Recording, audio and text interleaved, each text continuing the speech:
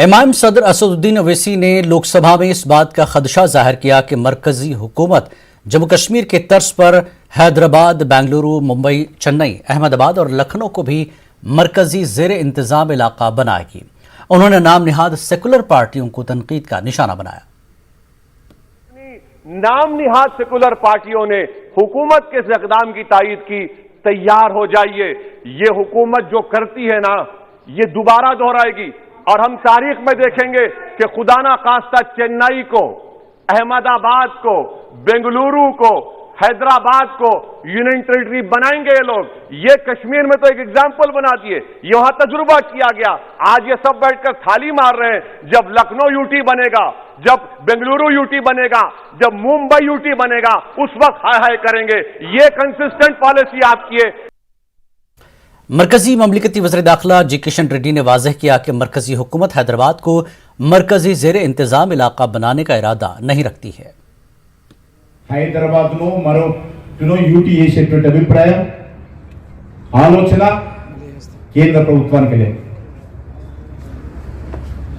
కానీ కేంద్ర ప్రభుత్వం హైదరాబాద్ నగరాన్ని కానీ, తెలంగాణ రాష్ట్రాన్ని కానీ, దేశాన్ని కానీ అన్ని రకాలుగా అభివృద్ధి చేయబోతున్నామని సందర్భంగా భావిస్తున్నాం।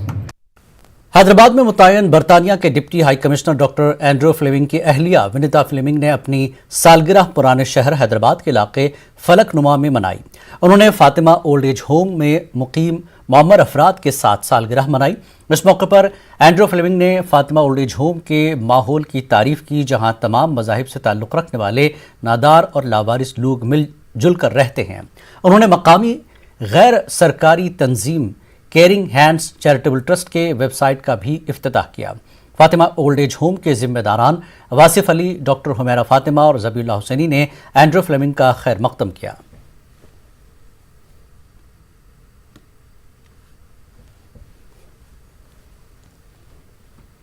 We go out and we have done a lot of work with young people and orphanages in the 3.5 years we've been here. This is the first time we have come to a home for the elderly.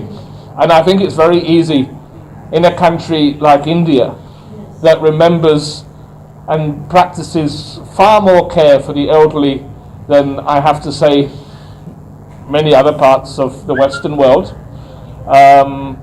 In that, the family will support. There are always going to be some people who fall through the net. There are always going to be some people that maybe because they haven't had children or maybe for other circumstances find themselves elderly, alone and vulnerable. And so these kind of facilities, and I know there's not very many of them in the city compared to my country. We have so many care homes, but here there are few and far between, but they're very, very important. It breaks my wife's heart when she walks in KBR Park and there's one old lady that sits on the pavement every day. Clearly she has nowhere, nothing, and she has to live her life in this very undignified way for somebody who's served their country for their whole life.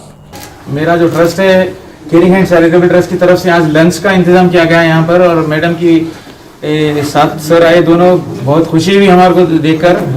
Lunch का इंतजाम हुआ, website का launch हुआ हमारे इंशाल्लाह, और आगे भी बहुत कुछ प्रोग्राम्स होते रहेंगे इंशाल्लाह। हैदराबाद में एक 2 साल के मासूम को ऐसी बीमारी हो गई है जिसके इलाज के लिए पूरी दुनिया में एक ही दवा है, और इस दवा की कीमत है 16 करोड़ रुपए। मिडिल क्लास फैमिली के लिए इतनी बड़ी रकम जुटा पाना नामुमकिन है, लेकिन जब बढ़े हाथ सबका तो कोई काम नामुमकिन नहीं। पेश है हैदराबाद से खास रिपोर्ट।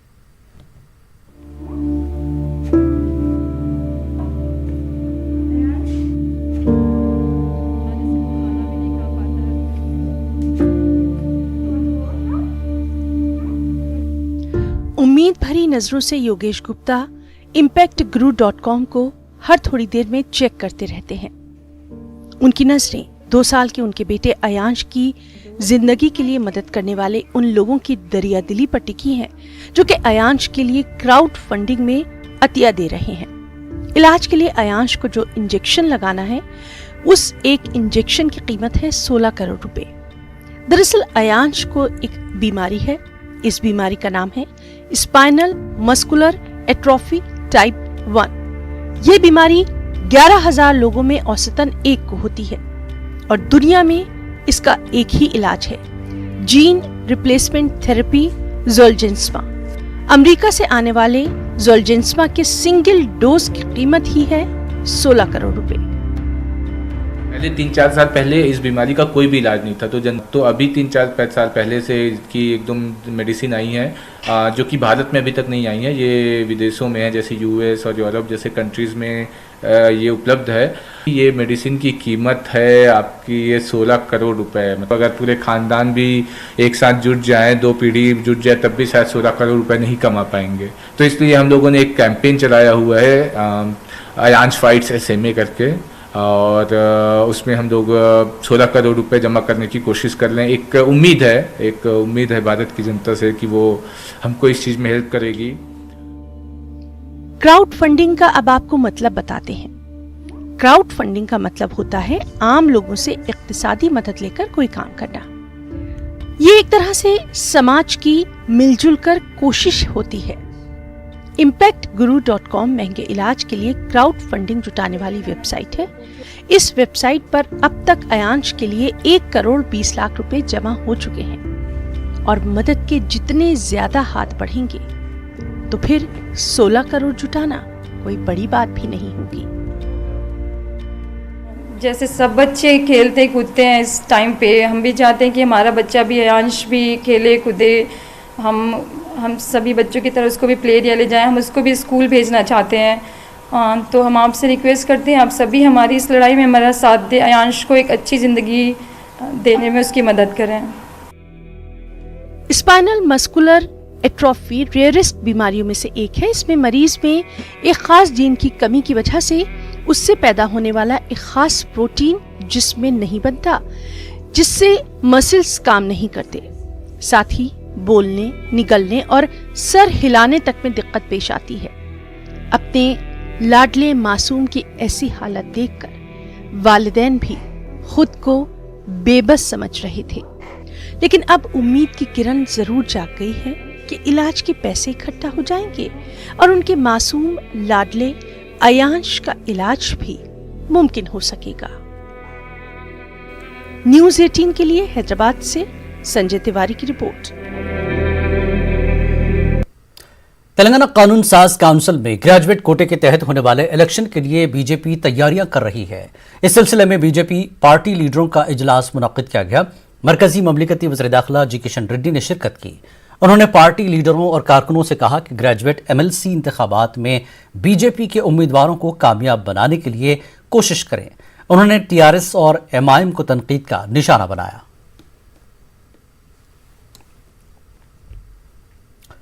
उर्स हज़रत ख्वाजा गरीब नवाज रहमतुल्लाह अलैह के मौके पर उलमाए निज़ामिया ऑर्गेनाइजेशन हैदराबाद की जानिब से मुल्क की मुख्तलिफ मसाजिद में ख्वाजा गरीब नवाज रहमतुल्लाह अलैह की हयात व खिदमात के उन्वान पर खिताबात का अहतमाम किया जा रहा है। तंजीम के सेक्रेटरी ने बताया कि इसका मकसद ख्वाजा अजमेरी की तालीमात को आम करना और इस्लामी तालीमात पर अमल करने की तलकीन करना है।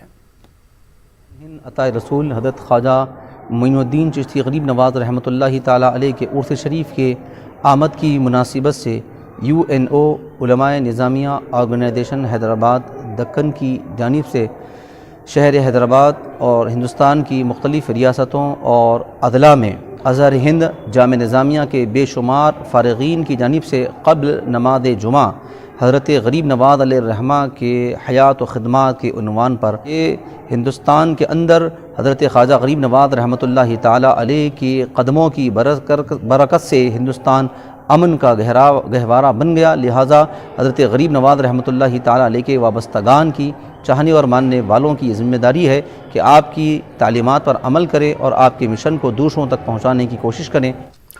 यौम आशिकान के मौके पर बजरंग दल कारकुनों की जानिब से तेलंगाना के मुख्तलिफ इलाकों में एहतजाज किया गया। एहतजाजियों ने ग्रीटिंग कार्ड्स को नजर आतिश किया और मुल्क में मगरबी कल्चर की मुखालफत की गई। इंडियन कल्चर को फ़रोग देने नौजवानों से अपील की गई है।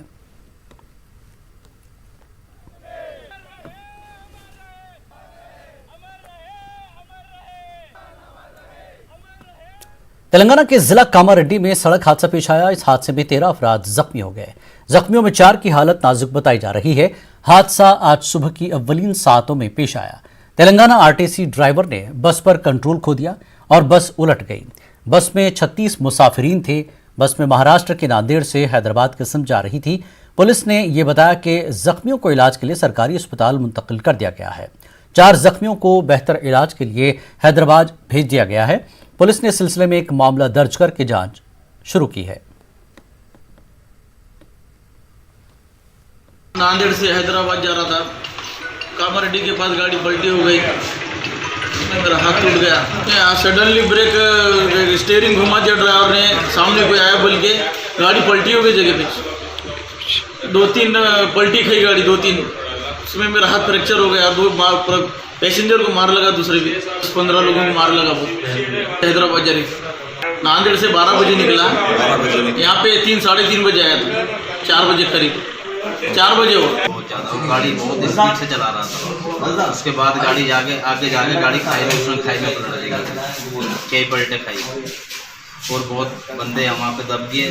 दबने के बाद लोगों ने निकाला। किधर देने के बाइक वाले के चक्कर में हुआ ऐसा। वो पीछे से आया, रॉन्ग साइड आया, रॉन्ग साइड आने के बाद वो ड्राइवर से गाड़ी संभली नहीं और संभलने के बाद वो फिर 3 बार पलटे खा के जब वो जंगल में जा गए तो उसमें से कुछ लोग घायल हैं। 2-3 लोगों के हाथ टूट गए हैं, कुछ के पैर टूट गए हैं, बहुत लोगों के सर में चोट आई है। बहुत लोग ऐसे हैं कि उनसे ना बोला ही जा रहा ना चला ही जा रहा। किसी की पीठ में चोट आई है, किसी की कमर की हड्डी टूटी है। वो तेलंगाना के वज़ीर सेहत और खेलकूद श्रीनिवास गौड़ के वालिद नारायण गौड़ का सोमाजीगुड़ा के अस्पताल में इंतकाल हो गया। तेलंगाना के वज़रा महमूद अली, निरंजन रेड्डी, MLC कविता, MLA सुमन, दामोदर रेड्डी और दीगर ने श्रीनिवास गौड़ के वालिद की मौत पर पुरसा दिया।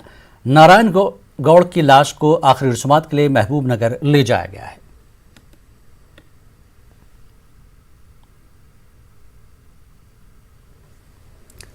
जिला महबूबाबाद में एक खातून ने खुदकुशी की कोशिश की। एहतजाजी खातून की जानिब से तहसीलदार पर भी हमला किया। खातून ने इल्ज़ाम लगाया कि इसकी आराजी पर हुकूमत की जानिब से साकी सेंटर बनाया जा रहा है। खातून अपनी ज़मीन बचाने के लिए एहतजाज किया। इसी दौरान ड्रामाई मनाजिर देखे गए।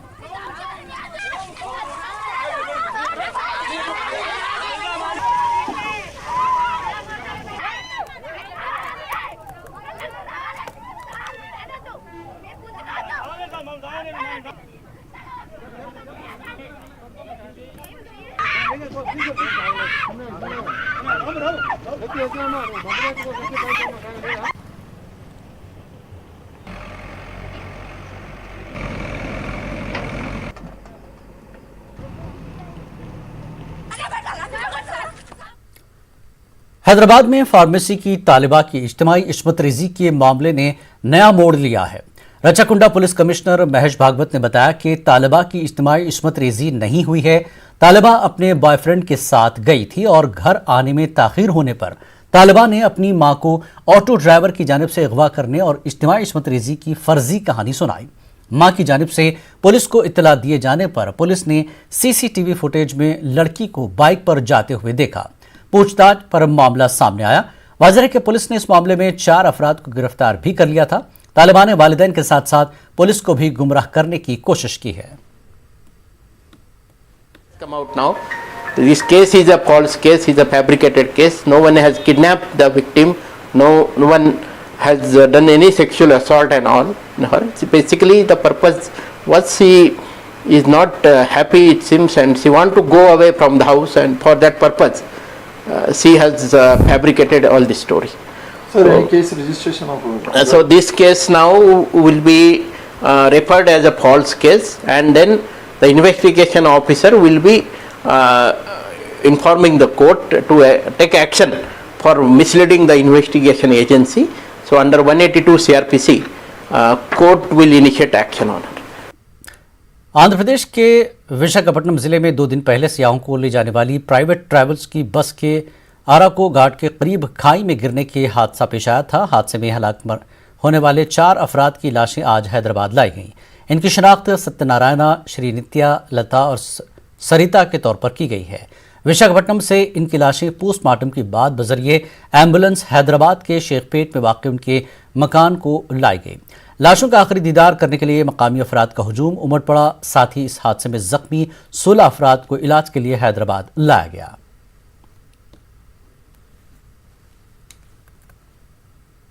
वक्त एक ब्रेक का, ब्रेक के बाद रुख करेंगे आंध्र की खबरों का।